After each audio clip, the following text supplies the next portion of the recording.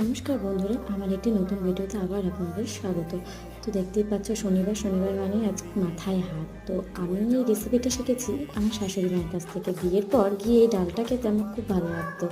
সবাই তো তেতো ডাল মুগ ডাল দিয়ে খায়, আমার শাশুড়ি করতো মটর ডাল দিয়ে, বেশ ভালো লাগতো। ওই ডালটা দিয়ে ভাত খাওয়া যায়, খুব টেস্টি।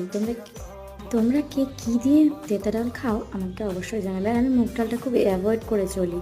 যাই হোক, আমি প্রথমে ডালটাকে সেদ্ধ করে নিয়েছি, তারপর করলাগুলোকে ভেজে নিয়েছি নুন হলুদ দিয়ে।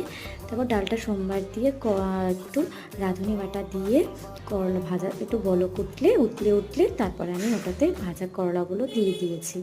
তো তোমরা অবশ্যই রেসিপিটা ট্রাই করো, আর কেমন হয়েছে জানিও খেতে। আর নিরামিষের দিন এরকম করে ডাল হলে কিন্তু বেশ খানিকটা ভাত খাওয়া যায়, আর কিছু না হলেও চলে। আমার তো বেশ ভালো লাগে। তোমাদের কেমন লাগে অবশ্যই কমেন্টস করে জানাবে। আর কে কোথা থেকে দেখছো আমাকে অবশ্যই